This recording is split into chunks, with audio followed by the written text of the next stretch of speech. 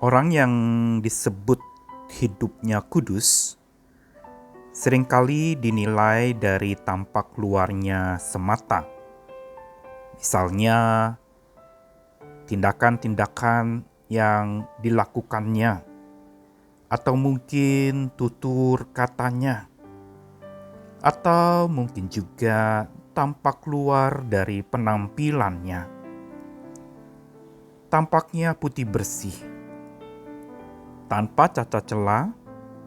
Tidak ada yang namanya kekotoran di sana. Semua serba bersih. Tetapi apakah keindahan hidup kudus ditandai dengan tampak luar dari sesuatu? Apakah indahnya hidup kudus itu dinilai dari kegiatan rutin yang tampak putih bersih itu, tetapi penuh dengan sandiwara dan bukan dari sebuah kebenaran, tapi kepalsuan yang dibuat sedemikian rupa agar tampak di mata orang lain itu kudus, tampak di mata orang lain itu indah dilihatnya. Apa sebenarnya yang dimaksud dengan keindahan kekudusan itu? Saya Nikolas Kurniawan menemani di dalam Sabda Tuhan hari ini.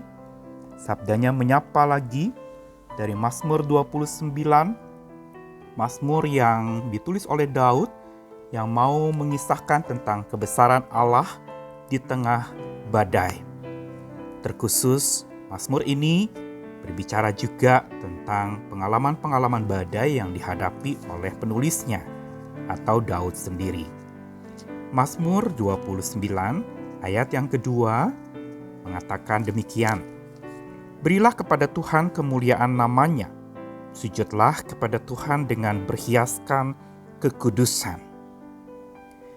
Melanjutkan puji-pujian pengagungan kepada Tuhan di tengah-tengah badai yang dihadapi oleh Daud. Ayat 2 dari Mazmur ini menunjukkan kepada kita sebuah pembelajaran yang bukan semata bicara tentang penghuni surgawi atau anak-anak Allah yang menyajikan sifat-sifat Allah dalam hidupnya. Namun di dalam ayat yang kedua ini ada sebuah penekanan tentang sujud kepada Tuhan dengan berhiaskan kekudusan.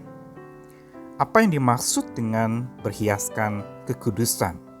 Apakah kekudusan itu hiasan semata yang tampak luar indah dipandang mata? Tentu saja bukan.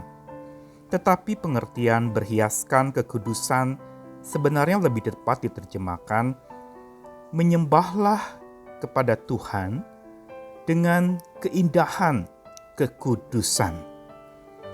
Keindahan kekudusan yang bukan semata bicara tentang keindahan kekudusan Tuhan yang tentu saja maha indah dan sempurna itu, tetapi juga undangan untuk membesarkan dan bersujud kepada Tuhan ini dialamatkan kepada penerima Mazmur ini atau orang-orang percaya agar hidupnya memancarkan keindahan kekudusan itu, yang ditandai bahwa keindahan hidup kudus bukan berupa kegiatan rutin yang disebut kegiatan rohani yang tampak putih bersih, namun penuh dengan sandiwara. Ada kepura-puraan di sana, bukan berangkat dari sebuah kebenaran, tapi kepalsuan. Hidup kudus yang Tuhan minta dari kita dalam bersujud kepadanya atau menyembah Tuhan adalah sebuah kekuatan batin yang berasal dari dalam batiniah kita, dari hati, dari yang dari luar tidak tampak, dari yang ada di dalam diri kita, jiwa kita, yang berdampak kepada sebuah kasih yang fasih, yang nyata, tanpa ada sandiwara, tanpa ada kepura-puraan. Kekuatan batin yang tulus ini hanya bisa digerakkan atau dihasilkan oleh Roh Kudus yang memimpin orang percaya yang memancarkan keindahan kekudusan itu. Roh Kuduslah yang membuat seseorang menjadi pribadi yang hidupnya kudus dan memancarkan keindahan kekudusan Tuhan melalui dirinya. Roh Kudus pula yang memberi kepada Tuhan kemuliaan namanya itu bisa terjadi. Dengan kata lain, Roh Kudus membuat setiap orang yang dipenuhi dengan kekudusan Tuhan akan membuat ia sujud menyembah, tersungkur di hadapan Tuhan dan kepada Tuhan. Daud ketika mengungkapkan hal ini tentu saja di tengah badai tidak mudah. Daud pernah mengalami sebuah badai kehidupan yang menguji tentang kesucian hidupnya, yaitu ketika dia pernah berbuat dosa, melukai Tuhan dengan menyakiti hati seseorang, sebuah keluarga bahkan. Hancur berantakan karena Daud melakukan sebuah dosa dengan istri dari satu panglimanya. Dan ini tentu saja membuat sebuah coreng di wajah Daud. Coreng atas nama Daud.